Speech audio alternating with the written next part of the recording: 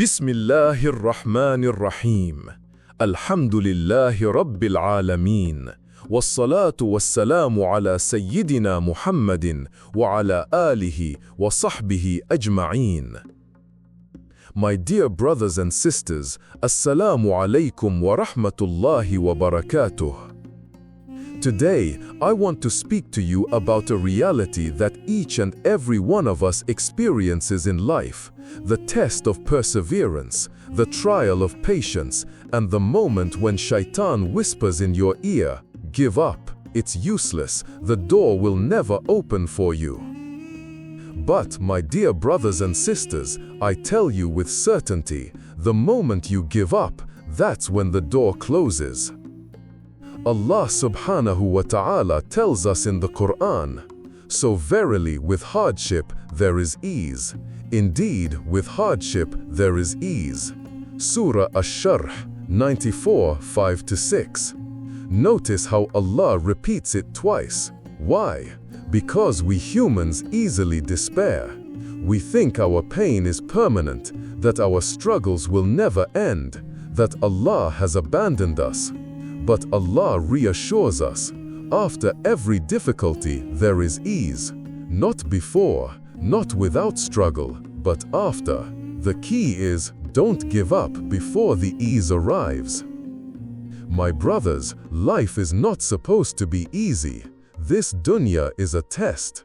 The Prophet, peace be upon him, said, "The most severely tested people are the prophets, then those closest to them, then those closest to them." Tirmidhi. Do you think Allah loves you less than He loved His prophets? No, but He wants to refine you, to purify you, to make you worthy of Jannah. Every pain you feel, every tear you shed, every night you spend awake in worry, all of it is witnessed by Allah, and Allah promises, Allah does not burden a soul beyond what it can bear. 2:286. So, if you are carrying a heavy load right now, it means Allah knows you are strong enough to carry it. But Shaitan's trick is to convince you otherwise. What happens when we give up? When a student stops studying the night before the exam? When a businessman shuts down his efforts just before the market turns? When a believer stops making dua after years of begging Allah? That's when the door closes. Because perhaps Allah had already written the success for you, but it was just one more prayer away, one more tear away, one more step away, and you stopped. The Prophet, peace be upon him, said, "The supplication of a servant will continue to be answered so long as he does not ask for something sinful or for the severing of family ties, and so long as he is not hasty." The Sahaba asked, "What does being hasty mean, O Messenger of Allah?" He replied, "It is when he says, 'I have supplicated, but I do not see that it has been answered,' so he becomes frustrated and stops making dua."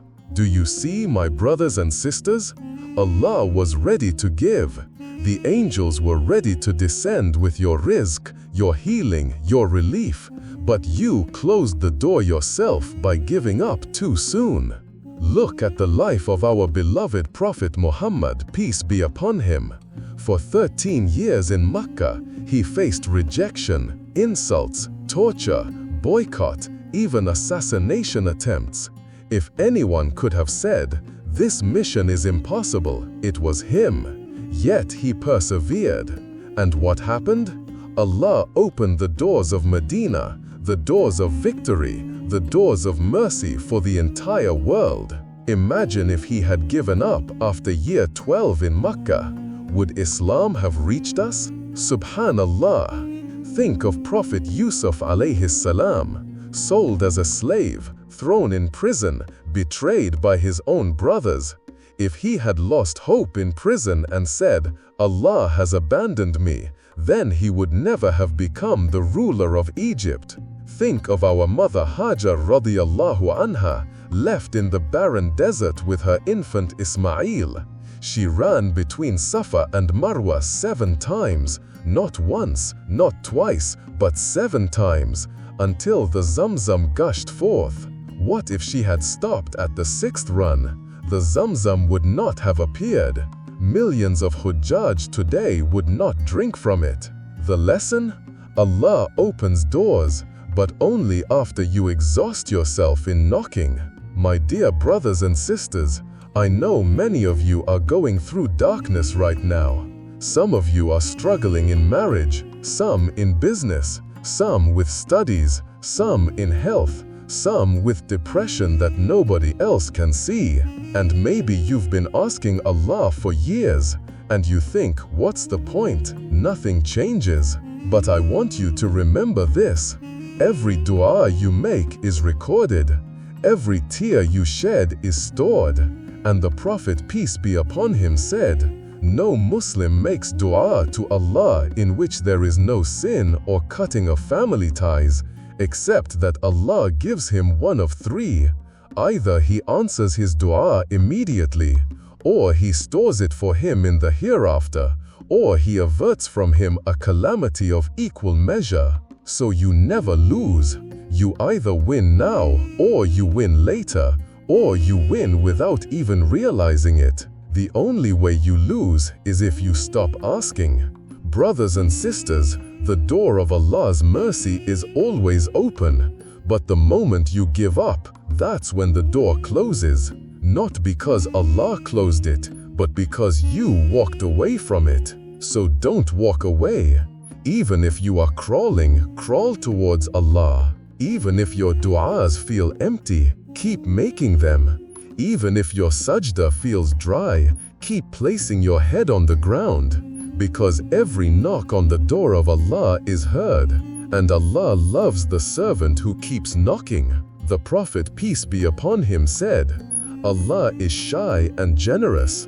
He is shy that his servant raises his hands to him, and he lets them return empty. So raise your hands, keep raising them. Never let them fall until Allah fills them with His mercy. My dear brothers and sisters, the path of success is not straight. It is full of obstacles, delays, disappointments. But remember, the darkest hour of the night is just before the dawn, and your dawn will come, insha'Allah, as long as you don't give up. So today, make a promise to yourself and to Allah. Ya Allah, I will never give up knocking on your door.